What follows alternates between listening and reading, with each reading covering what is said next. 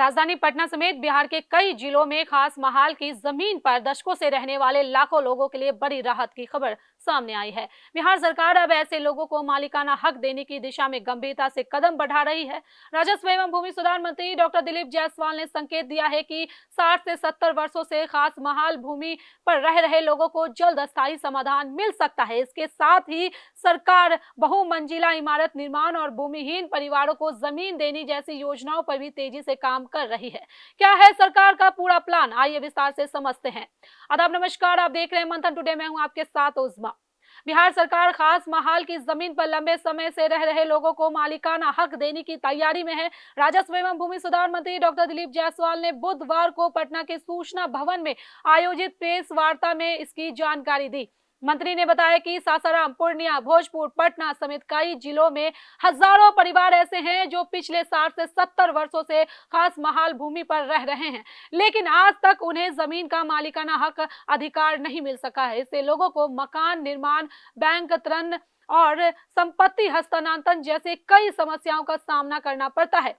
सरकार अब इस समस्याओं का स्थायी समाधान निकालने की दिशा में आगे बढ़ रही है। डॉक्टर जायसवाल ने कहा है कि 15 अगस्त के बाद सरकार खास महाल भूमि पर रहने वाले लोगों के साथ व्यापक विमर्श करेगी। साथ ही न्यायालयों के पुराने फैसले और कानूनी पहलुओं की समीक्षा भी की जाएगी।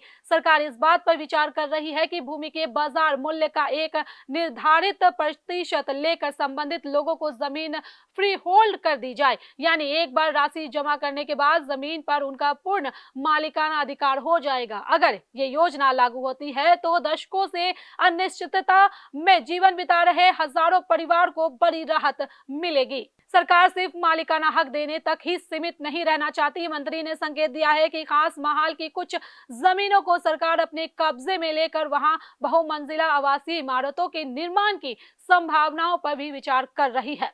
तेजी से बढ़ती आबादी और शहरीकरण को देखते हुए यह कदम महत्वपूर्ण माना जा रहा है, जिससे जमीन का बेहतर उपयोग हो सकेगा और लोगों को आधुनिक सुविधाओं से युक्त आवास उपलब्ध कराए जा सकेंगे।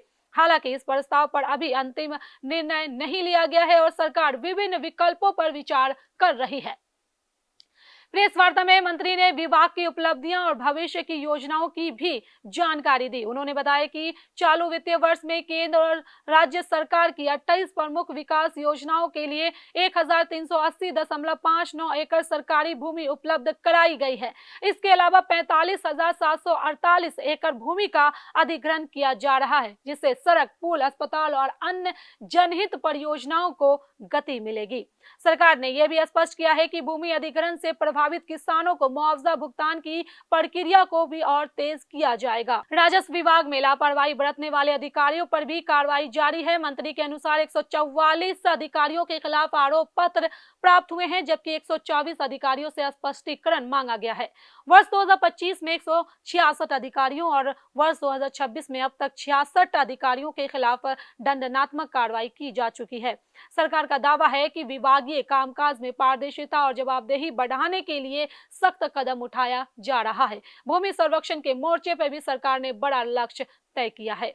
डॉक्टर जायसवाल ने बताया कि अगले 2 से 3 वर्षों में राज्यव्यापी भूमि संरक्षण का कार्य पूरा कर लिया गया है। डॉक्टर जायसवाल ने बताया कि अगले 2 से 3 वर्षों में राज्यव्यापी भूमि संरक्षण का कार्य पूरा कर लिया जाएगा।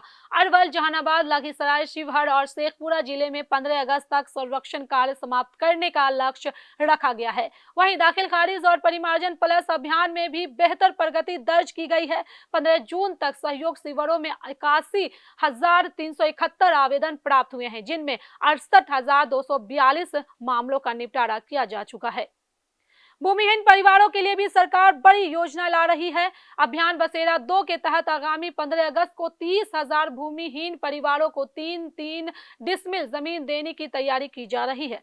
मंत्री ने कहा है कि जिन लोगों को पहले जमीन आवंटित हो चुकी है लेकिन किसी कारणवश उन्हें कब्जा नहीं मिल पाया है, उनके लिए अभियान बसेरा 3 शुरू किया जाएगा। इसके साथ ही सरकारी जमीन को अतिक्रमण मुक्त कराने के लिए राज्य भर में विशेष अभियान भी चलाया जाएगा। राजस्व विभाग में कर्मचारियों की कमी को दूर करने की दिशा में भी सरकार कदम उठा रही है। मंत्री ने बताया कि वर्तमान में विभाग में 3,709 राजस्व कर्मचारी कार्यरत हैं, जबकि स्वीकृति पदों की संख्या इससे कई अधिक है।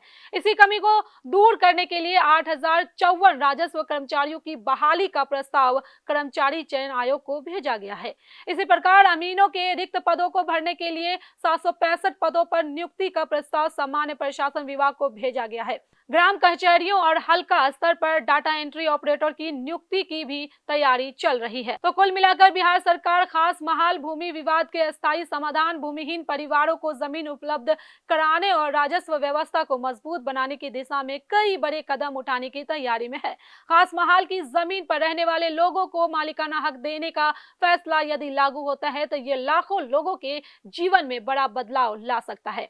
अब सबकी निगाहें 15 अगस्त के बाद होने वाले सरकारी विमर्श और अंतिम फैसले पर टिकी है।